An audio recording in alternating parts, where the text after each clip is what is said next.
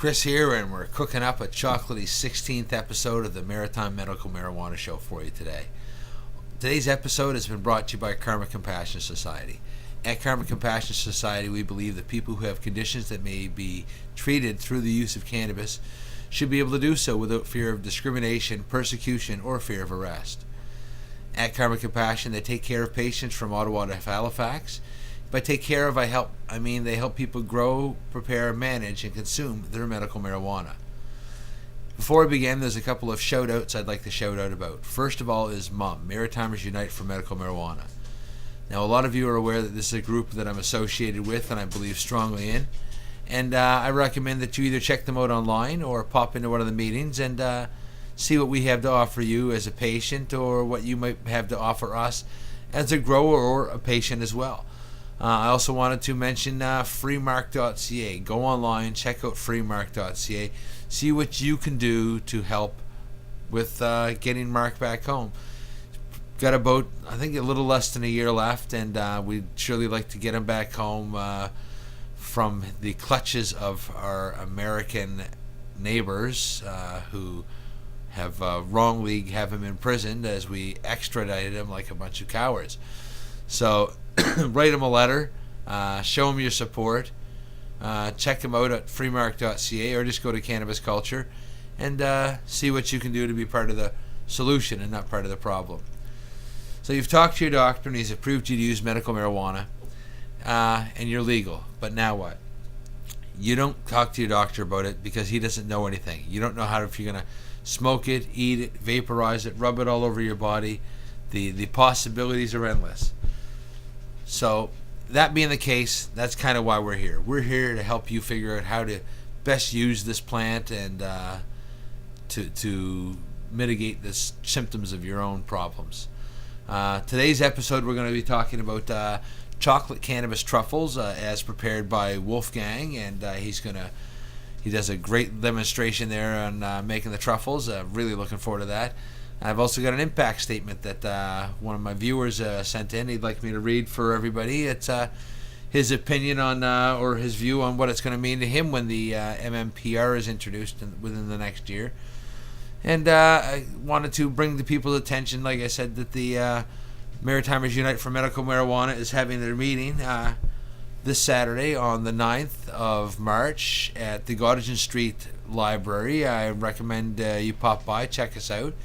We're going to be talking about different vaporizers, probably be 12, 15 different vaporizers there for you to look at. And the people that use and own these vaporizers are going to be there so they can talk about them and tell you what the best, the pros and cons of all the different machines are and what the best choice that you might be able to make is. They're a lot of money and it's a good idea to make the right choice. If you don't know which one you're going to get, I recommend that you go and check out YouTube, see what they have to offer. There's a lot of demonstrations there that you can check out or reviews that you can go through and get an idea of what the best machine is for you. That being the case, we're also going to go over seeds. It's that time of year, and it's time to think about what kind of seeds you're going to be putting into the ground as spring quickly approaches. So we're going to have some seeds there. We're going to be talking about different ones, which ones are best for our environment, and which ones you might want to consider. We'll talk about who has grown what and maybe offer some new choices for you for the new coming year. Hope that you guys will join us there and look forward to seeing you. Okay, now I'd like to introduce a video of myself with Wolfgang making some chocolate cannabis truffles. Now you can find Wolfgang in the Lower Muscadaubet Farmers Market, and during the winter I believe he's at the Lions Club down that same way towards Martinique Beach.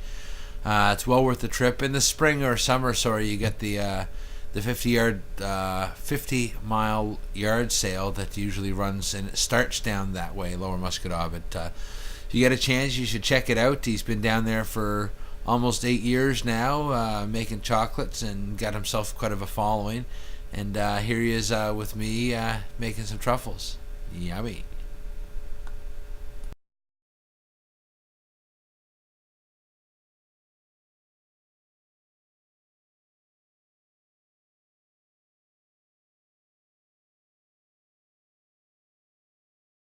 Today we've got Wolfgang here. He's going to instruct us in the ways of some edibles and some cooking.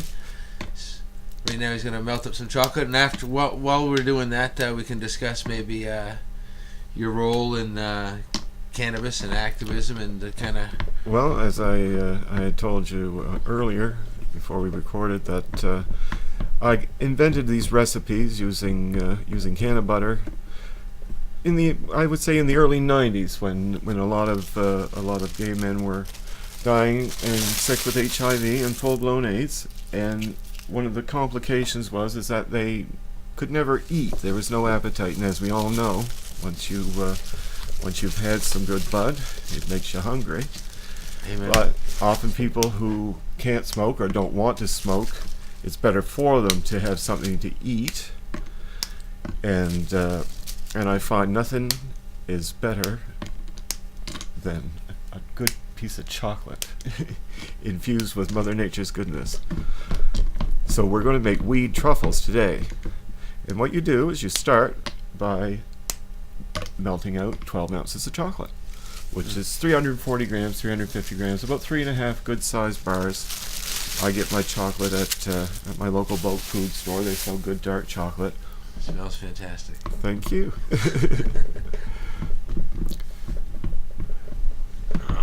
Now, as we said, people who can't smoke, people who are bedridden, who are in a hospital, it makes a great treat. It stimulates the appetite. And like I said, a lot of complaints that I had in the early days was people were making cookies and brownies. And although they were good and effective, they left they had the weedy sort of grassy taste on them. Mm-hmm. I find that chocolate cake, after a few days, made with weed butter or ganja butter, actually loses its weedy sort of flavor to it. So once we have our chocolate melted here, I know everybody doesn't have one of these fancy little melting pots at home, but if you do, you can melt your chocolate in a double boiler on the stove. You can also microwave it. Be careful when you microwave your chocolate. If you heat it up too quickly in the microwave, you can scorch the chocolate and it'll give it a bitter taste. If you're using a microwave oven, take the chocolate, the 350 grams of chocolate, put it in a bowl, microwave it for 1 minute first, and then 30-second intervals. Stir and stir until it's nice and smooth. Now, once your chocolate is nice and smooth and melted, we're going to have to wait a few minutes here, so we'll just puff, puff, and pass. Exactly.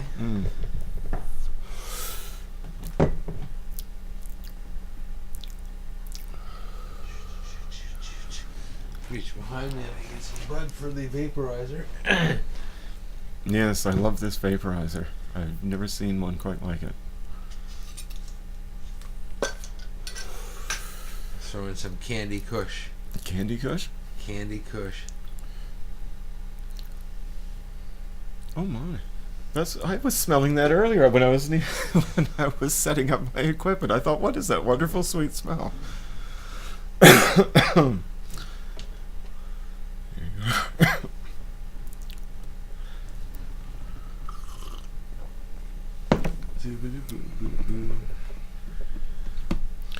There, it's getting there. Yeah, no, that looks and smells fantastic. I love chocolate. Yeah, it's hard to go wrong with chocolate. Yeah. And it's a far cry from sticking some cannabis on some peanut butter on a Ritz cracker and throwing it in the oven. Yeah, I've heard people say they've made the butter and then just made plain butter on toast. I can't imagine that could be too tasty. I made the butter once and I put it in Kraft Dinner. In Kraft Dinner. I made the Kraft Dinner with it. Excellent. How did that turn out for you? Horrible. But you got to lift off it. Yeah, well, that's the thing, It's important that you do, you get your required dosage of medication, to stimulate your appetite and to make you just all around feel better. Like I said, I tended to many people who were suffering and dying back in those days of HIV. It was a sure death sentence. So their whole outlook on, they refused treatment because they thought there was no use to it. Yeah. So I would go right into the hospital and take my medicated edibles, and just not even tell anyone and just give them to my friends. And I would sit with them and watch you could see. You know, it does take longer when you ingest cannabis. It takes longer for it to work its way through your system to feel the effect. And as So long I as was, you're not overdosing people. yeah. You're So not- you know, I'd see them for lunch at noon, and by the time supper came around, they actually wanted to have some supper for a change, and the nausea from all the medications. I mean, Yeah, well, for me it was not. I've got Crohn's, so I got the nausea from exactly. that, the not wanting to eat, but Mhm. with the marijuana, I kind of have no choice. Yeah. Okay, it's like I've got to go get something to eat, or it's my own arm. Mm. And cancer patients as well, you know, after chemotherapy, nobody feels like a meal of any kind. No. But you know, you offer them a little medicated tidbit, you know, some of this sweet chocolate that we're going to mix up for you, And then in an hour, they want more. and they start to take on a whole new outlook. So that's getting down to the point where it's almost completely melted. So now what we're going to do, next item on the recipe here, 4 tablespoons of cannabis butter, or ganja butter, or I've heard it called a million different things, green goddess butter. Perfect. Yes, I like that one. One of my Wiccan girlfriends called it green goddess butter. She said that's what I should call the truffles, the green goddess truffles.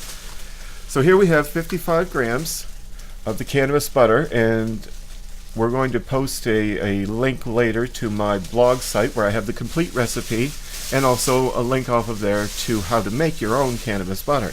So we're going to add that to the chocolate. I'm just going to break it up in a few little smaller pieces here so it'll melt quicker. And we're going to add that to the chocolate.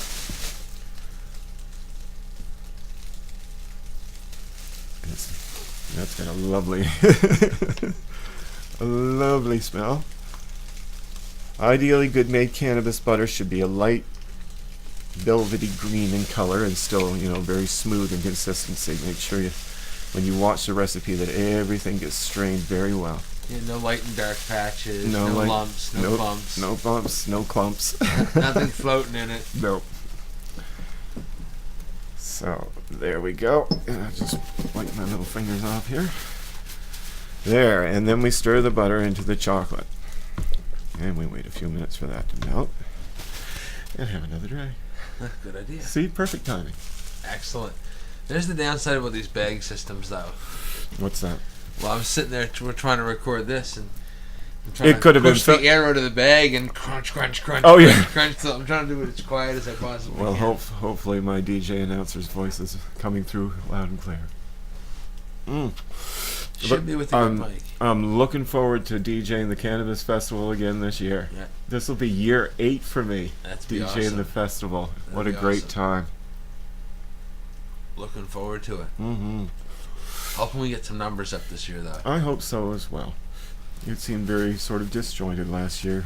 Everybody was taking shelter under the trees. It was a beautiful, beautiful day. Yeah. Well, I can't sit out in the light anymore, so. Yeah, and I as well. Hurts the eyes. Oh, wait, what's that? My bad. See, I'm getting it twice in the middle here. Don't be a hog. Okay, there's no power here. Why is there no power? Your light's on over here. Yeah, this isn't plugged in. Oh, Our technical, Always- our technical department. There we go. pause for technical delay. There we go. And you know, once you've made the green butter, you'll understand right away that it actually works like butter that hasn't been through any sort of processing. Oh no, absolutely. I mean, it's And when you watch the video, kids, be careful. Do not use margarine and use unsalted butter. Trust me, if you're going to make anything with candy or confection using the butter, use unsalted butter. If you use margarine, it just turns into an oily, goopy mess. yeah, no, you can't. Not useless and bitter and awful. And if you're This gonna- is the voice of experience. and if you're gonna go through the process, okay, Yeah.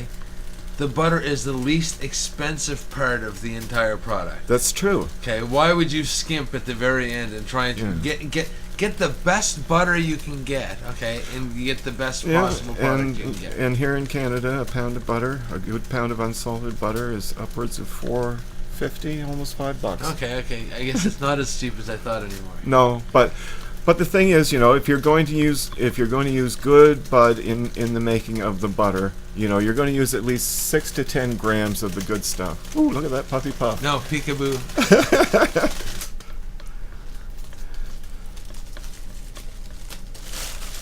All right. There we go.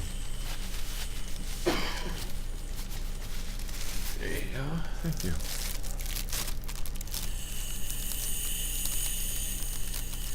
I always like the taste better out of the vaporizer. Mmm. I'm tired of burning weed. Mmm. I know we colloquially call it herb, but it really has like almost a sweet herbal sort of taste out of the vaporizer. It's completely different from smoking it. Something like the Candy Crush or whatever, something sweet. After you've exhaled and the bag's gone, you're still kind of licking your lips and they're sweet. Lip smacking good.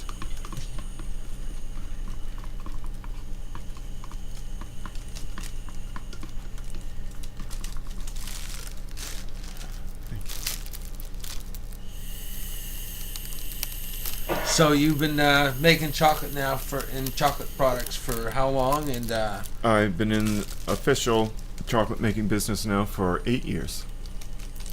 Proud to say I started my adventure working at the Musquodoboit Harbor Farmers Market. And everybody's saying, Musquodoboit Harbor? Well, you'll just have to Google it. Idiot.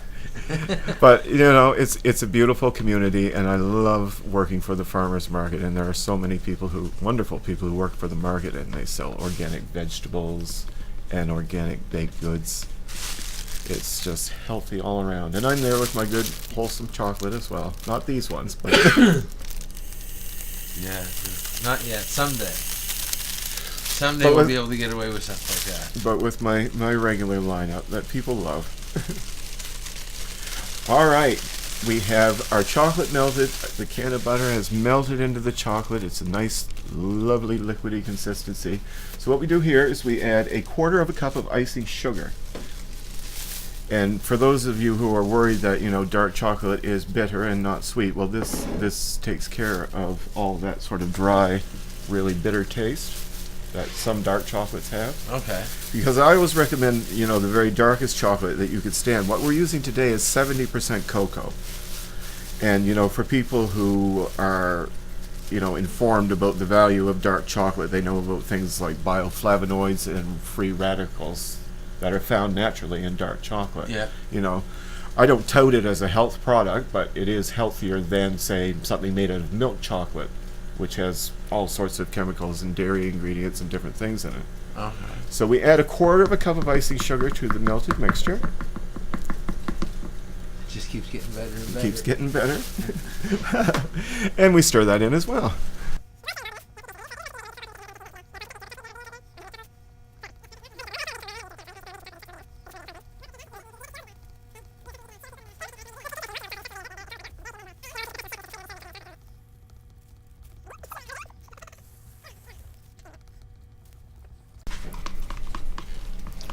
There we go. Looking good. Now, I don't know if this is a tricky part coming up next, but some people sort of gave me the eye when I showed them this one. Let's see. I'll need my bowl. Now, what we're going to do here is we're going to separate out. We need egg yolks for the recipe. And again, this recipe can be adjusted to be a sugar-free recipe by using, unsweetened chocolate and artificial sweetener. It can also be made, like I said, we're using egg. It can be made without egg. It can also be made without nuts as well. So for people who have specific allergies, if people want, I can post those recipes along with on my blog site. I'll provide a link to the blog site. Yes. At the end, video, at the end of the show. Yeah. All right, so what we need is some egg yolks. So we take I brought some eggs. And he comes well prepared. It's very nice. Yes. Very nice. Yes. Yeah. He knows what he's doing. Well, my mother was a professional cake decorator, so I watched her separate eggs, and she taught me how when I was a boy, I think. So there we have 1 egg yolk. And we'll get the other one. He's not yoking around. I'm not yoking around. Yeah, waka waka waka. Waka, waka, waka. I'm cheesy as they come. It's alright, I'll play you straight, man. There we go. So we have the egg yolks. Now this is not really a complicated process, but what you want to do right here at this point is we take, I would say, from our melted chocolate here, about 2 tablespoons full, and we mix it with the egg yolks. And we stir and stir and stir. See that? Yeah. Until they come nice and smooth and glossy. Okay. Yeah, and you incorporate all the egg yolk into that little bit of chocolate, and then we pour the entire thing into the bowl. Just take your spatula. Waste not whatnot, yeah. Yeah, and you get all that goodness, all the chocolate, the ganja butter, Yummy, yummy, yummy. icing sugar. And now the egg They need yolk. smell-o-vision, because you guys are... Yeah, smell-o-vision. There we go. And we scrape off our little stir stick. Well, I've always said that they needed smell-o-vision for anything pot-related. Exactly. Yes. Can you smell the chocolate over there? Yeah. Oh yeah. It's a lovely aroma. I get to work in that all day. Do you have a little pair of scissors I could cut this open with? I certainly do. All right. Now we're going to add to this a whole cup of finely ground almonds.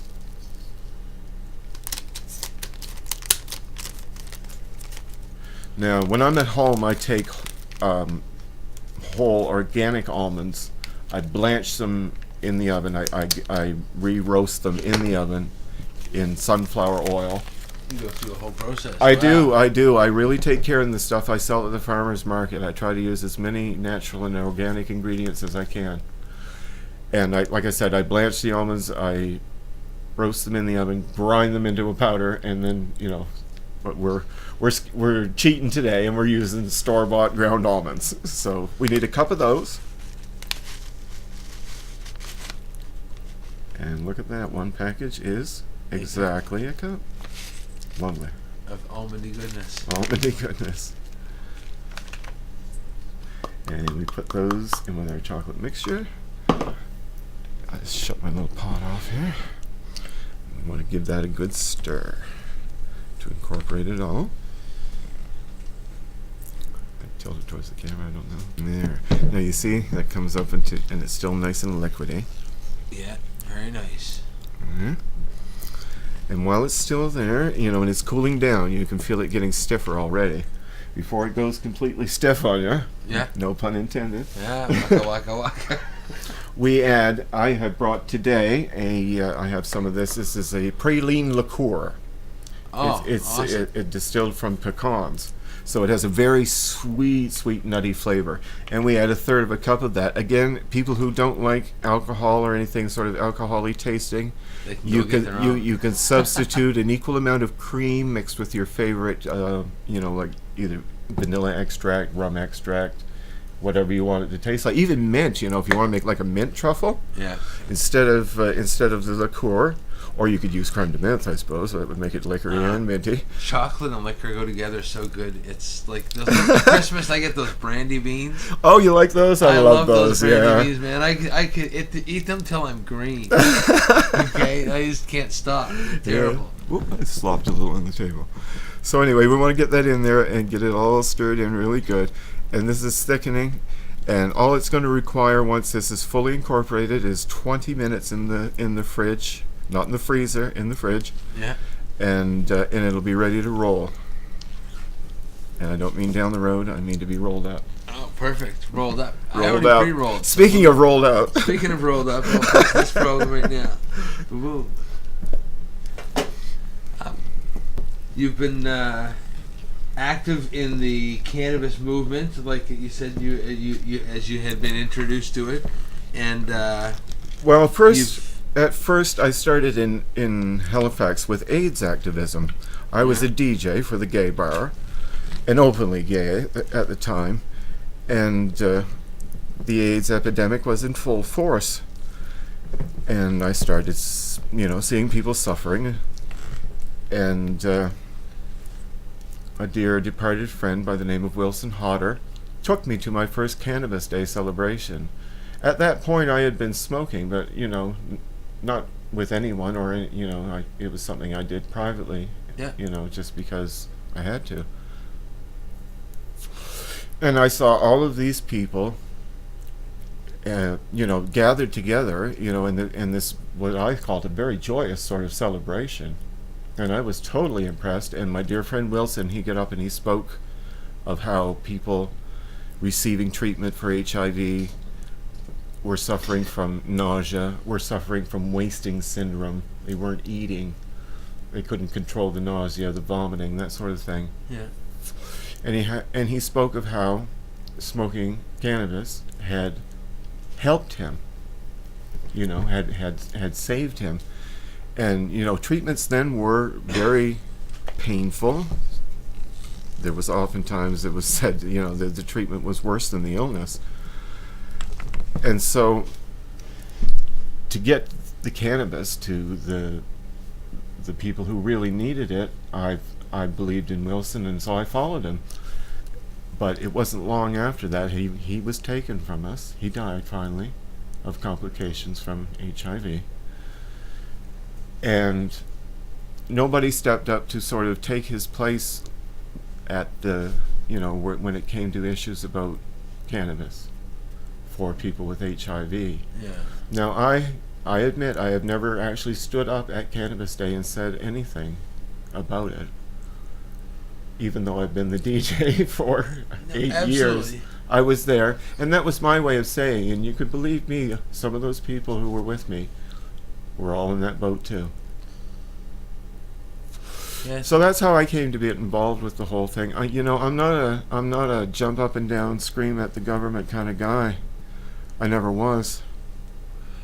Neither was I. I find that when you become involved in cannabis, though, at some level you wind up that way to a degree. Yeah. When you become pissed off to a point where it's like... you start screaming and yelling, whether it be just to other people that feel the same way that you do. I mean, we've just heated debates because it's something that we're all passionate about. Now, I'm going to scrape this off, and we should probably go totter off and put that in the fridge. What do you taste? You describe it.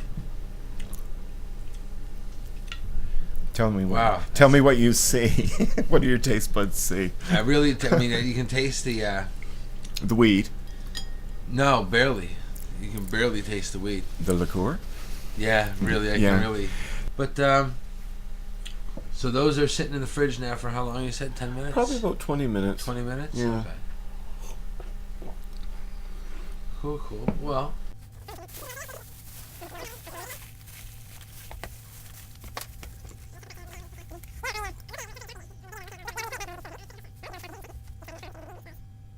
Boom. There we are. And we're back. 20 minutes have passed. Do you want to get the mix out of the fridge? I'll go get that. Thank you.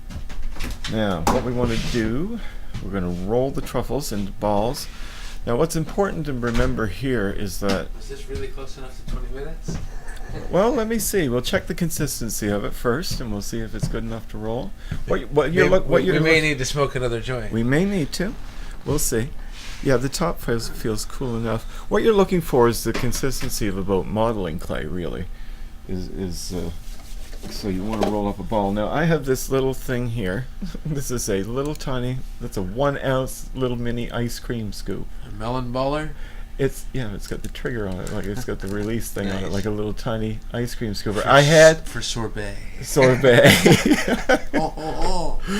Yeah, you could make melon balls with it pretty easy, I would imagine. But no, I had to go to an actual like gourmet food utensils store. There's one in Halifax where there's nothing. There's not a pot in the place that's under $20. Is it really actually meant specifically for truffles? Is it? Or? I'm not sure what their original use was for, but it makes a perfect 1 ounce ball if you do it right. So what I do when it comes to these ones, because we've measured out the amount of can of butter, and if you've watched the video that was linked to the recipe, you'll understand the dosage of can of butter that's in each ounce of the filling. So you'll know what you're taking, okay? So yeah. You'll know how strong your butter is, and you'll know... So I knowing how strong mine is, we'll take 1 scoopful, and we'll take another full 1 ounce scoopful, and we'll roll it together. Yeah, it's just at the right consistency for rolling. It's perfect. Yeah. And there we have a perfect 2 ounce truffle ball. Little chocolatey ball of goodness. Little chocolatey ball of goodness. And and you proceed on. And this is the part that can take some time if you're not used to rolling truffles. If it doesn't feel like it's the right consistency, if it's not cool enough, then don't be afraid to chill it some more. I don't know how many of them. Because like one for me, one for the pile, one for me, one for the pile. Yeah. I don't know. Well, that's should be tough going. People are like that. I'm like that.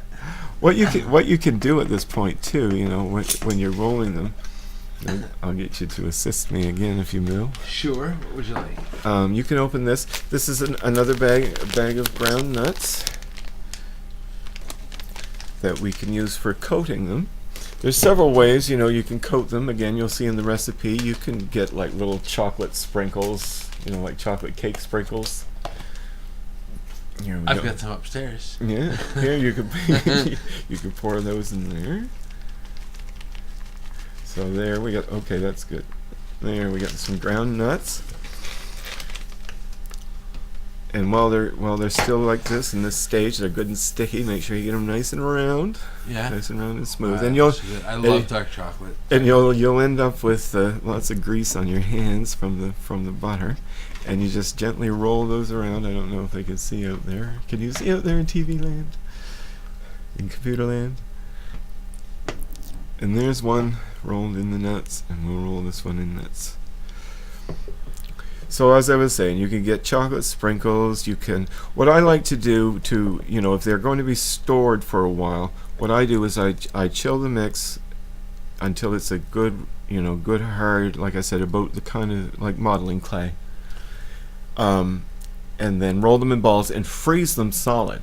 Okay. For at least 2 hours. And then dip them in melted chocolate. I have a special, I have a 2-tine dipping fork. And we can give a demonstration of that later if we want to, actually, and dip them and encase them in a chocolate coating. Okay, a different chocolate altogether. Yeah, just a plain melted chocolate. Okay, where this one here is already flavored. Okay. Yeah, this is already flavored, so yeah, just coat it in a plain dark chocolate. You gotta leave me alone, man. I don't follow the path very good sometimes. It's all right. It's all right. Pothead. What do you mean, man? What do you mean? So. We'll leave those two there. I think we should put that back in the fridge for a little bit longer. Not a problem. Yeah.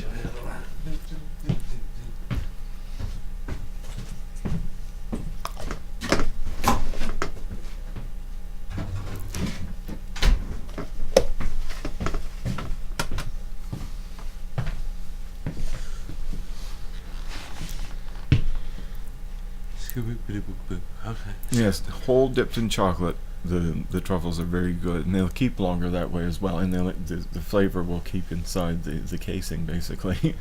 So it's okay, cool. But rolled in sprinkles and nuts like that, and properly sealed in an airtight container, they can be stored in the fridge for up to a month. Yeah, in the freezer for.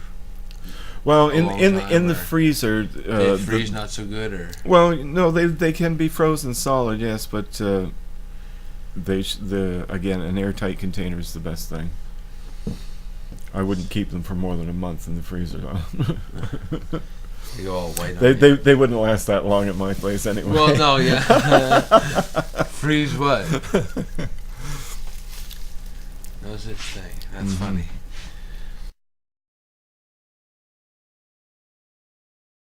I still can't get over the way that tastes. It's amazing. And that weed has been in that jar for a year. Really? It's been in that jar for a year. February It went in Valentine's Day on 12th. And this is something you've grown? Yeah.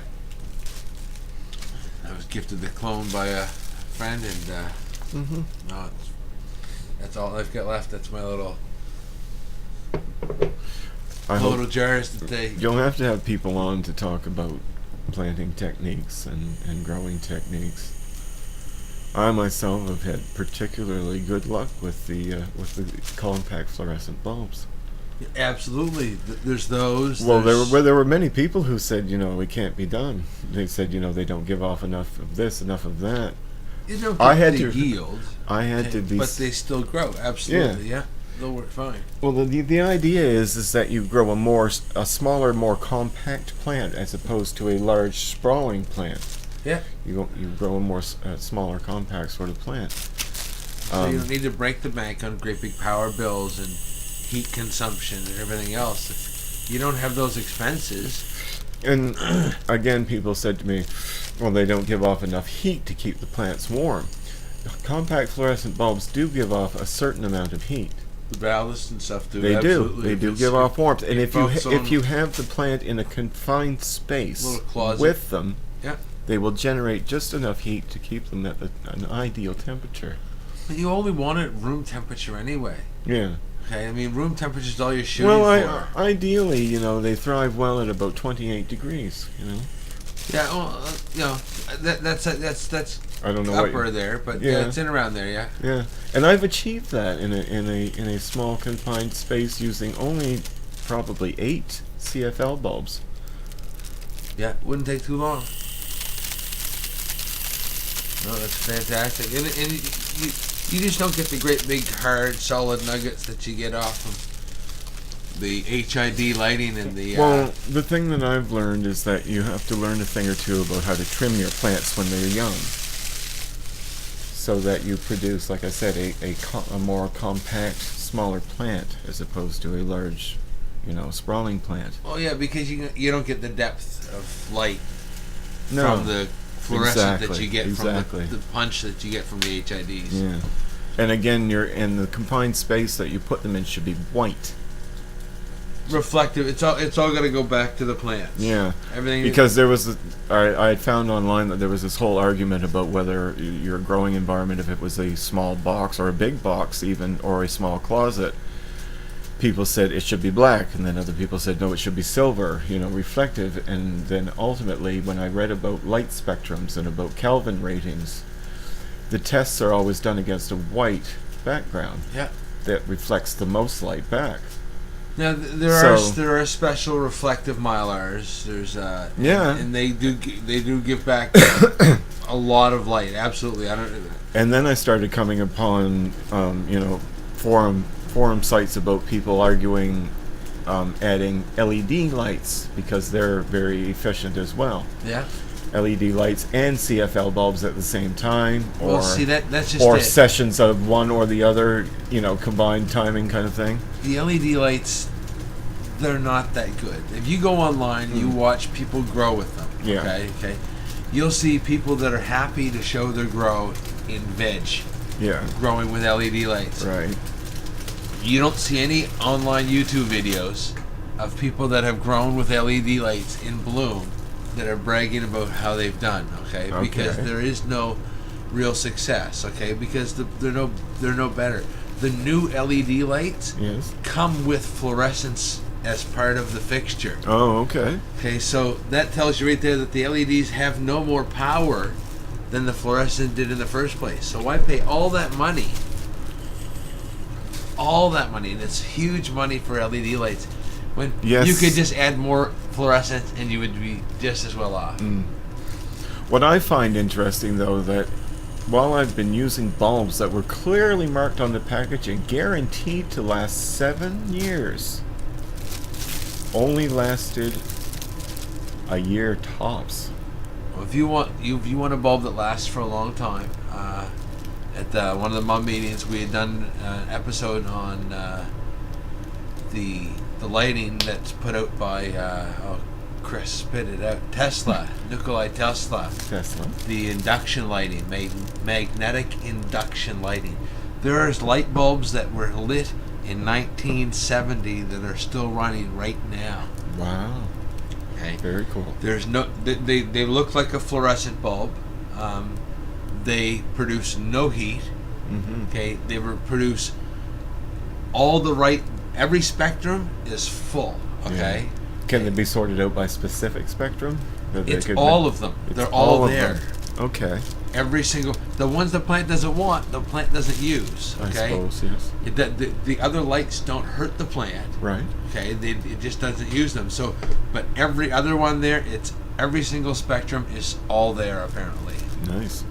Because I had to do a lot of reading about Kelvin light spectrums. It was the measurement was named after the scientist who discovered. You Google.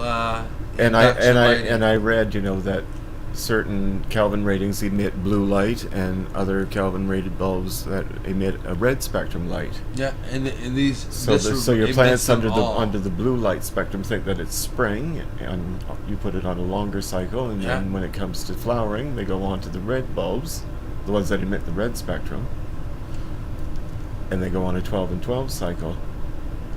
People told me I couldn't do it, but I did.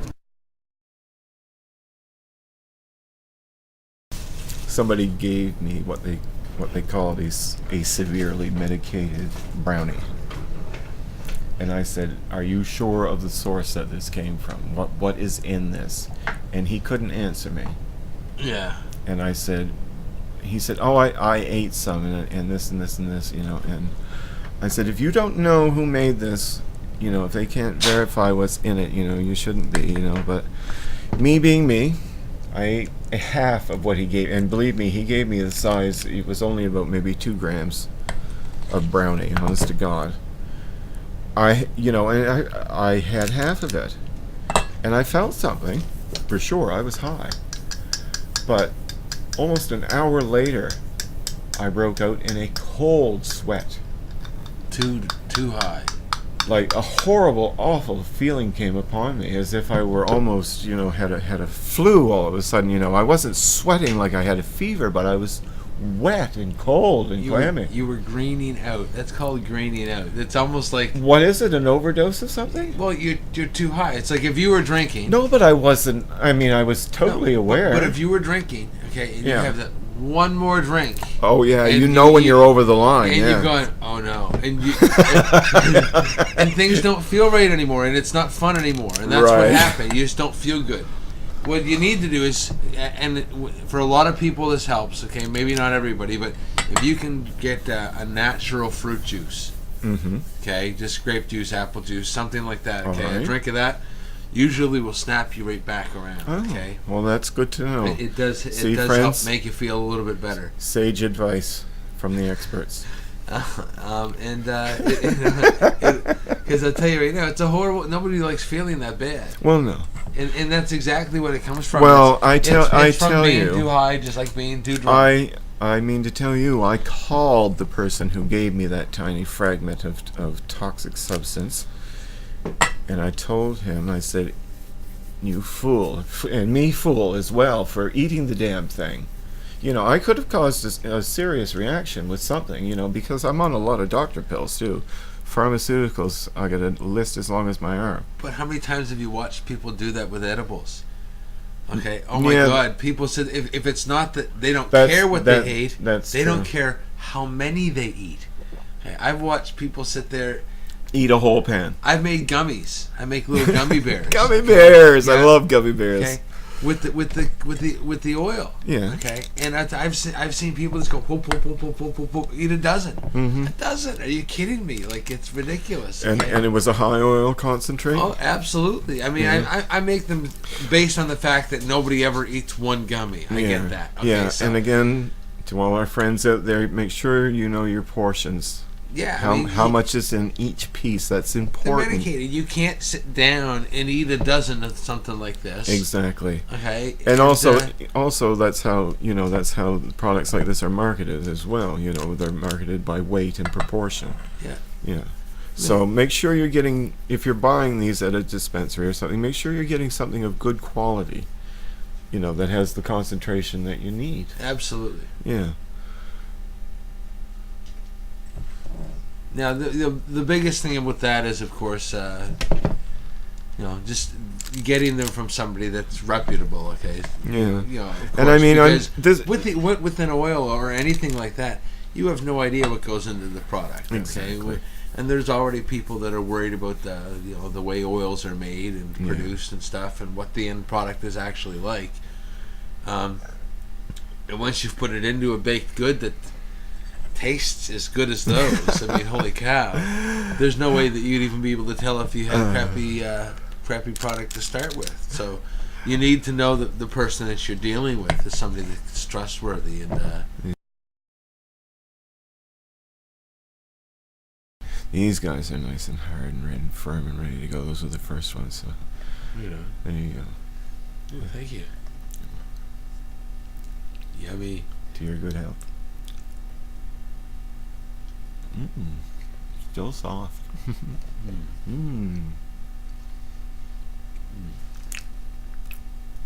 You can really taste the liqueur. It really comes through. And you can just kind of taste the weed. Yeah, and that taste of weed will mellow out if you can resist the temptation to eat them. It actually you can't smell it though. No, you can't. And if you can resist the temptation and keep them in an airtight container in the refrigerator, after 3 days, the taste of weed will be completely gone. You'd be amazed. You can't taste it at all. That doesn't mean that the potency is not there. Believe me. Up to a month. I actually let one as a test set in the refrigerator, wrapped in a plastic bag for a solid month in the fridge. Took it out. I'll tell you, it was dry. It was dry, but as soon as you had a little sip of water with it, honest to God, it was like instant chocolate. Wow, that was good. Instant chocolate love. No, I can definitely. There is a sort of. It's not really weedy. It's sort of spicy almost. I can pick that taste out pretty good though. Don't you? You're I can pick it out like a good. sniffer dog. Yeah. Boom. Yummy. Yeah. Nobody'd ever sneak one past me. Yeah, you want the bowl? I think I could get into that. You can have the spatula. I'll wait for it to warm up a bit. It'll be easier to exactly get it off the bowl. So that's how you make the truffles. It's simple as that. Oh, that's fantastic. And the URL will be to my blog post for the full recipe. Yeah, I'd really like to thank you for coming in and showing us how to do that. This is it was fun to watch, great to smell, fantastic to taste. Indeed. I need about another dozen of them. They're good. All right, but I'll shut it down and thanks again for coming out. Cheers.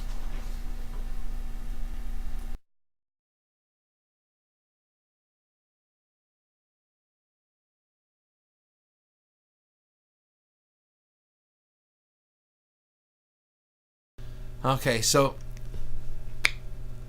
like I said, I've got a viewer. He sent me an impact statement. It's a little late as far as what it means to the government, but as far as what it means to him, what it means to you and I, it's important to him, and he'd like to share what his view is. And if anybody else wants to kind of do the same, I'd encourage you to write me a letter, and be more than happy to either read it on air, or if you want to, you can send me a video and I'll add it right to the show and we can add it onto the air like that. Okay, but anyway, he kind of writes to me. He says, "Hello, Chris. Read this on the air if you think it has any value for your show.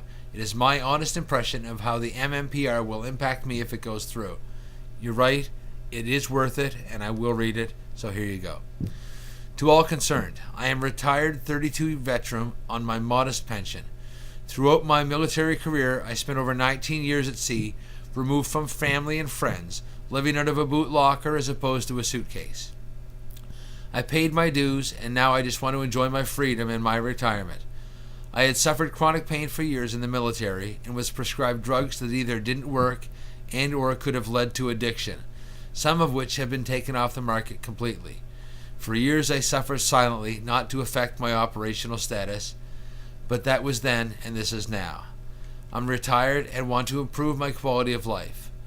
I had tried cannabis in my youth and wisely rejected it for my service career. However, since being retired, I have purposely experimented with medical marijuana grown from seeds and have never looked back. The joy of research and gardening alone has given me a sense of purpose. I discovered and joined a legal organization, MUM, that gave me the answers to my questions about medical marijuana. Today I experience a much better quality of life than I experienced in the last 10 years. The only medication I take today is related to middle-aged prostate, and otherwise I'm a happy and healthy person. I can honestly say that I'm enjoying my retirement. Today I can pursue this avenue legally in the privacy of my own home. If the MMPR goes through, I will be illegal regardless for growing my own medicine, because I can assure you that I have no intention of buying the government's pot at $8.80 a gram when I can grow my own for free. Overall, if I go to jail for growing my own marijuana, my wife who has MS will be on her own. Is this what I served my country for? Well, thank you for sharing your story, and I encourage, like I said, anyone else that has a story like this that they want to get off their chest or share with everybody else to tell me, write me, and we'll get it onto the web. Thanks for sharing, and I really appreciate that you took the time to send that in. Now, I don't know if any of you guys remember, this is the current event section here, but Mum recently met with the Deputy Health Minister, Kevin McNamara, last week. And we had a good meeting where we discussed a provincial plan for medical marijuana and an 8-point strategy for implementing it. It also served as a great way for us to educate the minister on some of the finer points of medical marijuana, such as things like resins and hashes and how they are basically a byproduct of just having the plant in your possession. A lot of things came out of it. It was a very good meeting. If you'd like to hear more, I suggest you pop by our meeting this Saturday, and we'd be happy to tell everybody how it went. Also from Facebook, a friend of mine, Flute, and this can be confirmed as a regular policy and procedure for Health Canada, as many other patients have chimed in to say they have been sent the same information of growers and patients. And what I mean by that is, Flute writes, he goes, just thought I would inform you people. Last week I received my disclosure for court, and in my disclosure were 3 letters from Health Canada. In those letters was all the information on where the grow is, where the cannabis is stored, full names, full addresses, expiration dates, how much you can possess, and everything. All this information was about me and 4 other patients around the area where he lives. All this information was sent to him. So what he did is he's contacted all the names to let them know that he was sent their information, okay? And he wanted everybody else to know that this is kind of what's going on. We're expecting privacy, and we signed on for privacy, and they're just giving the information away. Something that everybody needs to be aware of. It's kind of disgusting, and got to look further into that and see what we can do about that. Second, I don't know if anybody of you got to see the 16:9 report done on the failing medical marijuana program, but I've included it in this episode because it was so well done. So congrats on Global News on such a well done piece. Here it is. You're watching 16:9 on Global. Coming up on our broadcast, Ottawa tries to clean up a medical marijuana mess, but doctors and some users are crying foul. That's next. Last year, we brought you a story about Canada's deeply flawed medical marijuana program, a program used by 26,000 Canadians. A 16:9 investigation found reports of abuse, including doctors who demanded money from patients to get a license and patients who were selling the drug on the black market. Today, one doctor from our report is facing criminal charges, and Health Canada is overhauling the entire program. But as Jennifer Tryon tells us, those changes seem to fall well short of what doctors and some users want.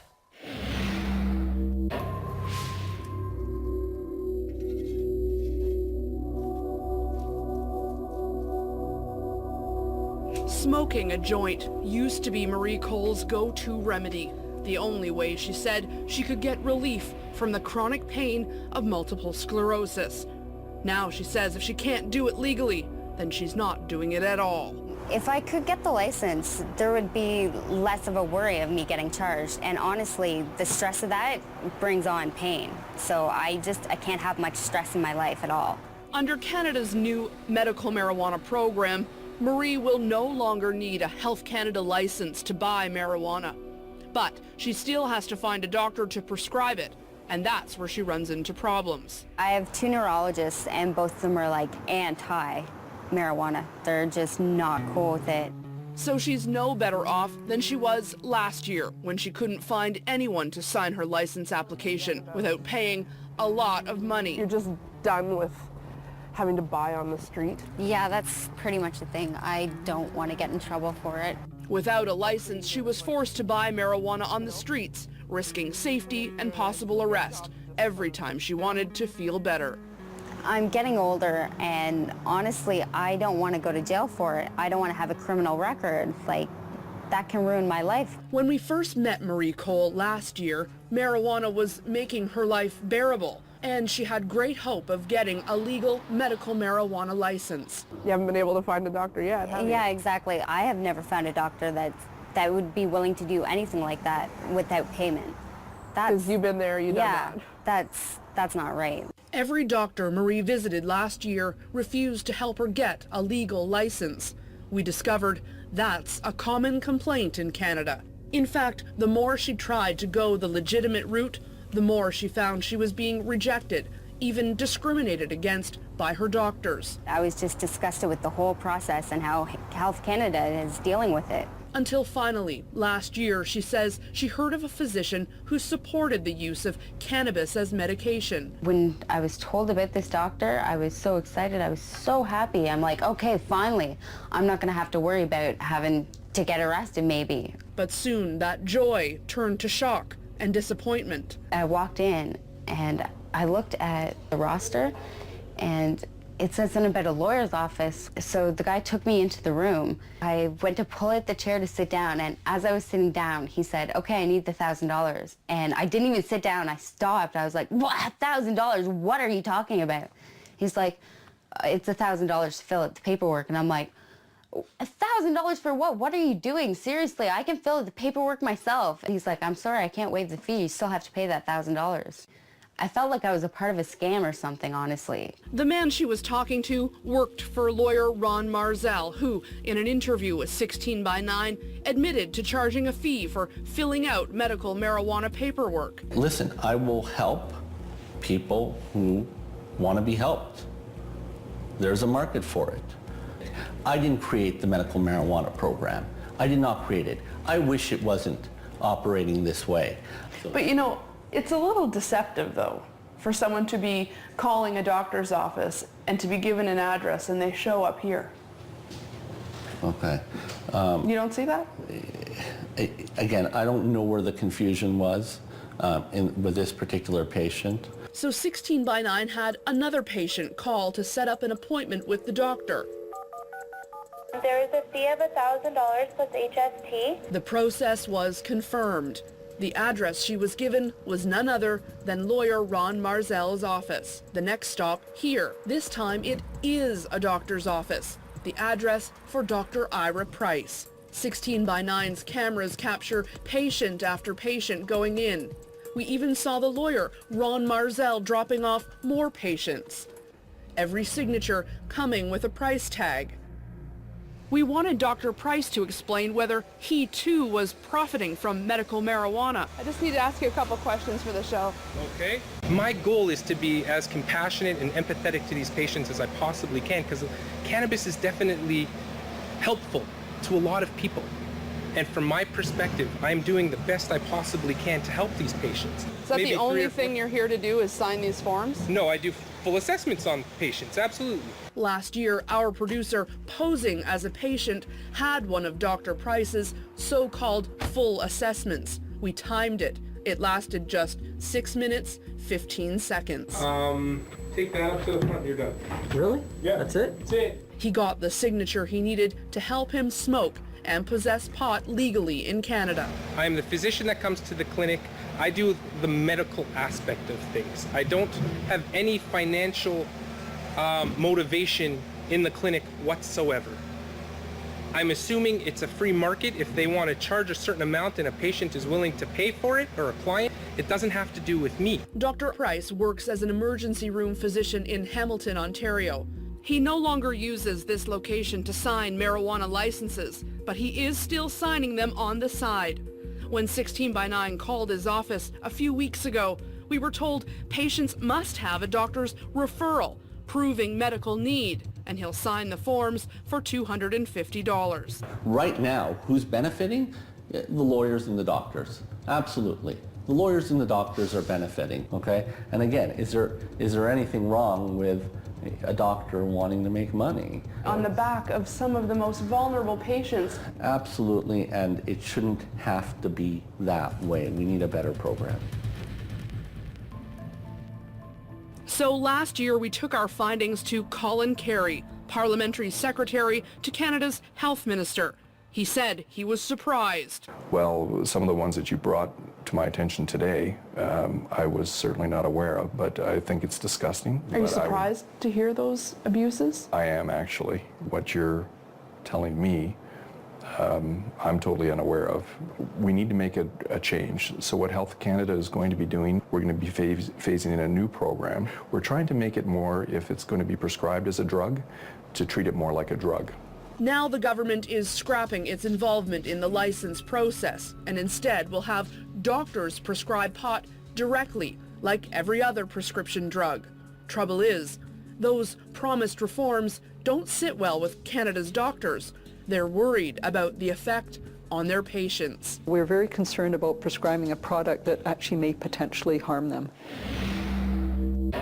Next, Health Canada. Off pot for good. Making the physician the sole gatekeeper, and we don't know what we're prescribing.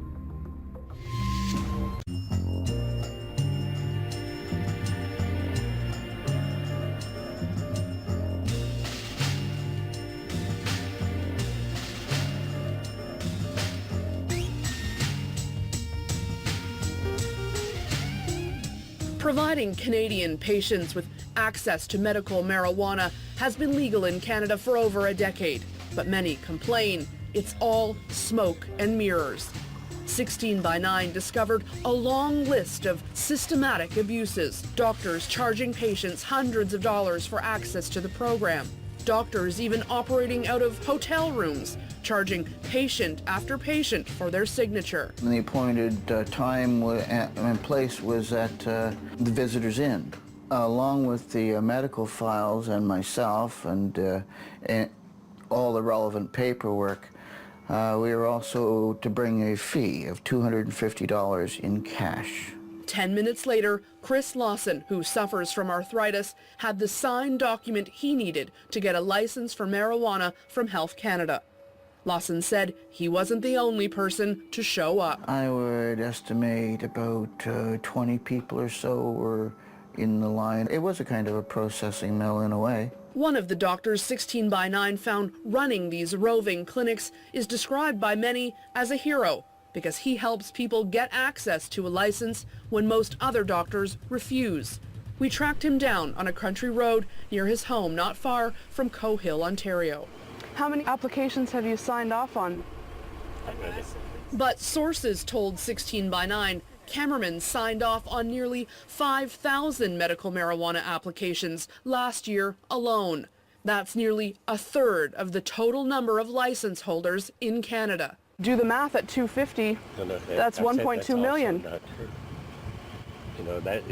This is not to be an interview about, how much money I make. I work a lot, but... Are you billing OHIP for those appointments? No, and whatever it is I charge, it's totally within the auspices of the college. There's nothing illegal, nothing immoral about it. It's not illegal or even uncommon for doctors to request a nominal fee for things like filling out insurance forms or absentee notices. Fees for paperwork aren't normally a big part of a doctor's income, but for Dr. Kammerman's, it was. We're hearing upwards of 5,000. I mean, is that about right? That's not true. But about 3,000, you think? I would. That's a lot of patients. I would guess at about 3,000. I would guess at Dr. Kammerman's admitted to signing around 3,000 applications. That could add up to $750,000 in fees, a tidy sum. Since our conversation with Dr. KarmaMMMS last year, he's been arrested and charged in 5 provinces for defrauding the Ontario Health Insurance Program, forgery, profiting from the proceeds of crime, and money laundering. And 11 months after our meeting, he was summoned before the Ontario College of Physicians and Surgeons to answer allegations of professional misconduct. There are also charges related to the endorsement of medical marijuana forms and falsifying records. Still, many patients considered Dr. KarmaMMMS and his roving clinics their only option. I feel like I've been taken advantage of by Health Canada. I feel like I've been taken advantage of by a black market that is not my fault, but yet that's where I have to get my medicine. So the doctors are basically making money off of a broken system. After 16x9 exposed these practices, the government promised a system overhaul. And in January, the federal health minister, Leona Agluka, launched a new program. A new approach that will balance the needs of program participants with public health, security, and safety concerns. But the Canadian Medical Association doesn't like the new plans. CMA President Dr. Anna Reid says doctors have been asking for more information about marijuana and how best to prescribe it, and their concerns have been ignored. Well, what the changes now are doing is making the physician the sole gatekeeper to the system, and actually Canada has completely stepped away from the whole process.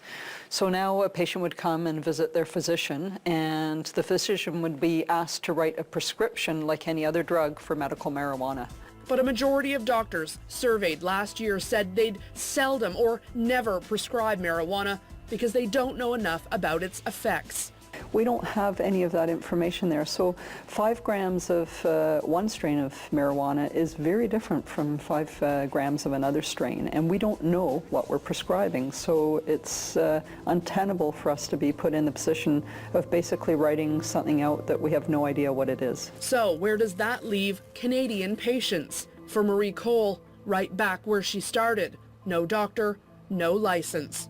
For now, if she can't use marijuana legally, she says she's not going to use it at all. Instead, she's found her own Band-Aid solution.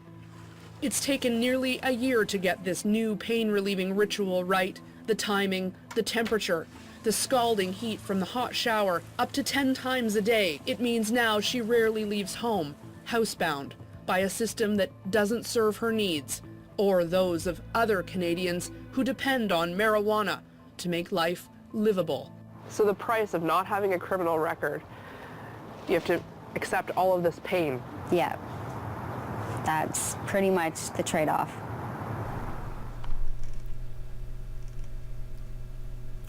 And if anyone knows the answer to this question, the question of the E2 form for Health Canada, please let me know. There seems to be much confusion as to whether or not you actually need to fill in this form and buy your seeds from Health Canada before you get your license. I'm hearing a lot of rumors that people are getting their applications sent back. I just helped one person do his, but and his came back because of the E2, but because we hadn't had the grower picked yet, so that could have been part of the problem.